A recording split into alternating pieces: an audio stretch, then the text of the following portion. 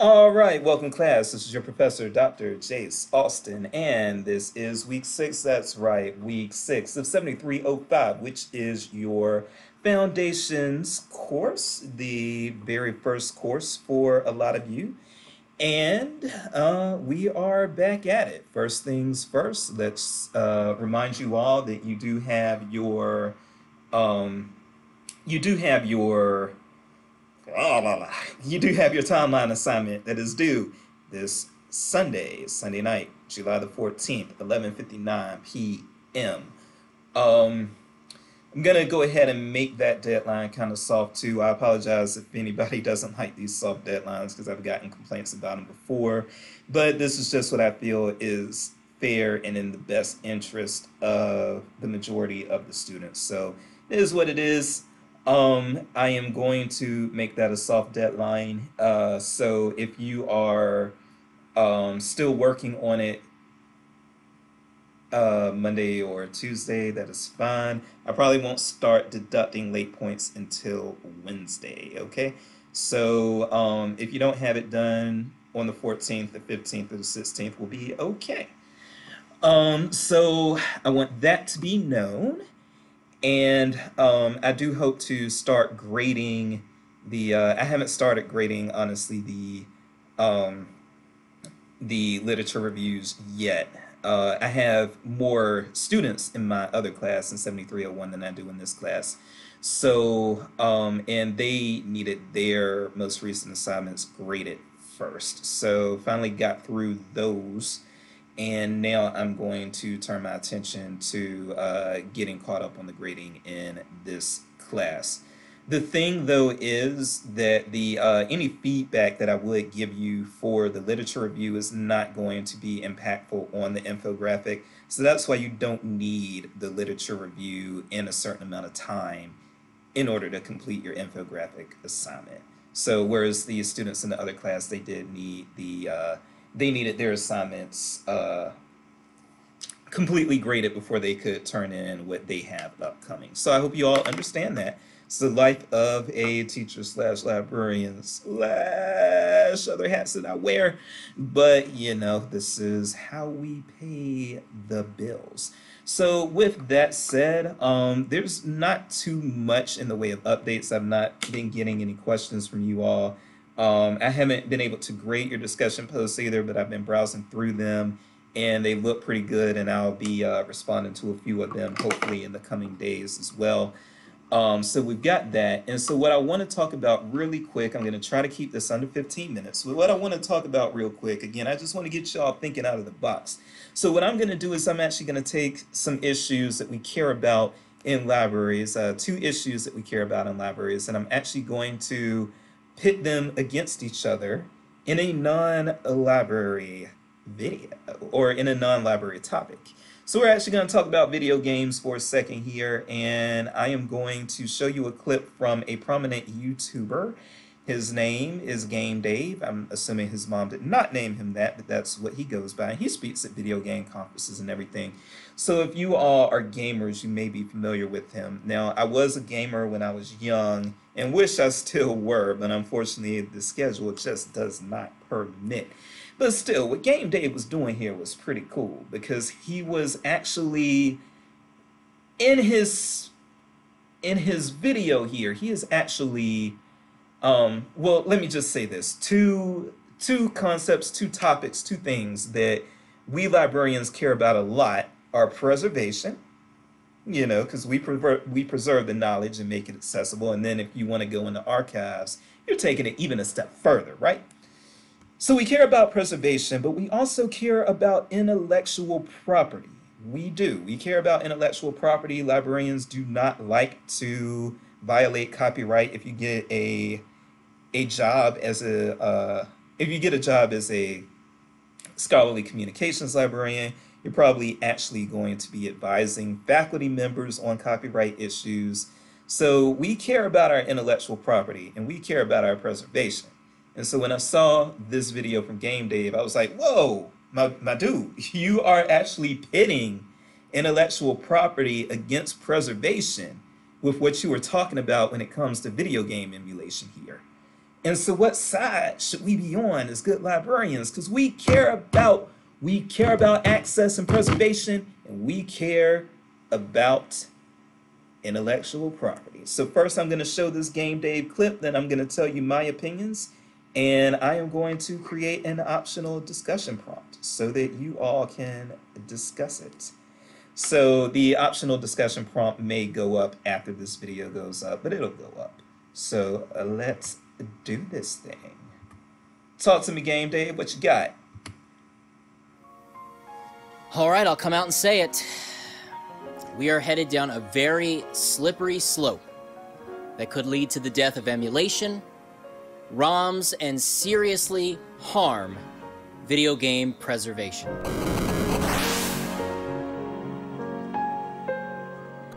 Okay, emulators and ROMs, the ability to download a software program that can emulate an old school video game console and download digitally dumped ROMs of games that you can load into that emulator and experience games you may have never had the chance to play before.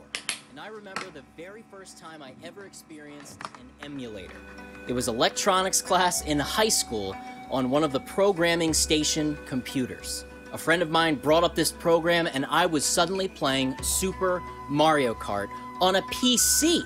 I hadn't experienced that game since I played it all night, all day with my best friend in elementary school. I was a sophomore, I think, 2002, 2003, and the emulator was ZSNES, but at the time I didn't know it was an emulator. It just was this big, blue, full-screen, DOSy interface. ROMs of classic video games have become such a common staple in this community. Whether you play all your games digitally, or you're still like me and you have to have all the physical games and hardware, all of us can appreciate the benefits and the contributions that emulation and ROMs have given to our community, and what they've done to enhance the way that we experience those old school games now. And the chance to experience all those classic games from my childhood and build that nostalgia, it inspired me to reclaim my passion for video gaming, and I started collecting. But that might be an experience that becomes an old, tall tale from long ago if things continue down this dangerous path. To go back to the beginning, the recent beginnings of this, Nintendo filed a lawsuit against two major ROM websites. Serious business, we all know you don't mess with Nintendo. And they didn't push back. The sites got rid of anything Nintendo-related, ROMs included, and I believe one of the sites is actually completely wiped away. Now, these are not ROM websites that I have ever frequented, and I wasn't really informed about all this stuff that was going on until today, when I heard that MU Paradise, a site that I do use, was updating and making some changes. That change? The ROMs are gone. Not accessible. They knew dangerous times were coming for a publicly well-known website, and MU Paradise was my go-to site for emulation and ROMs. I don't even know how long I've been visiting the site. It was easy to use, it was safe, and it was filled with nearly every classic video game you can imagine. Obscure, rare, common, unknown, imports. Everything. And it's over. And after 18 years of service, databasing, preserving, archiving these amazing pieces of video game history, it's gone. But Dave, ROMs are illegal. Why do you care? You've got tons of physical video games. Not everybody is crazy like me. And how do you think I found out about a lot of these games? Emulation. Testing out vintage video games and realizing, oh man, I have got to add that to the collection. I want to have that experience. I've always used emulation as a way to play test video games, but there are so many other benefits. And I mean, a major one is digital archiving. Can we trust every single game development company to maintain digital archives of all these classic experiences? Are they going to care about them the same way that we do? Let alone all the prototype games that have been found that would have never, ever been released. Thanks to these emulation and ROM communities, our community, the gaming community, these games have seen the light of day and people have been able to experience them for the first time ever. I'm worried about the future of video game preservation. Sure, there are museums and people with massive collections that care about the history of video games, but not everyone can go to those people's houses and go to those museums and experience the games and play any game they want. Is it going to become this weird database that's not accessible by the public, and the only way you can experience the pre-cloud era of gaming is by finding a physical cartridge or disc? That sucks. And don't even get me started on importing. I mean, come on. ROM translations? I mean, it's the main way that I get a chance to experience Japanese language games in English. All things.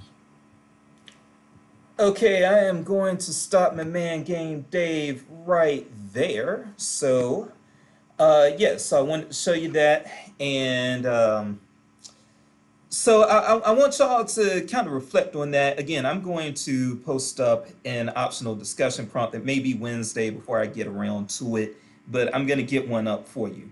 And so what I want y'all to do is, let me know. What do you think on this subject? Should there be ROM emulators for these old games that are not the developers are probably not making a bunch of money off sales on a lot of these games at this point anyway.